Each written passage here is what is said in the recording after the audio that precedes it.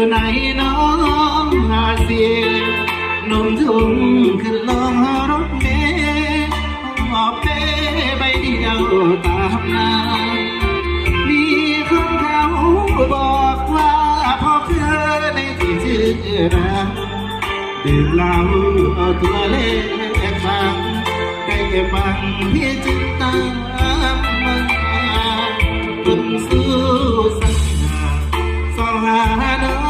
งจนมาเจอหน้าเก่งยืนรอเธอใจหนึ่งเมื่อเจอเต็มตาเอวลอยสายเดียวเธอเดินเดียวอยู่ชายเข้าบ้านที่ปากเปิดทางเหลืองตาเชิดหน้าเข้ามาเสี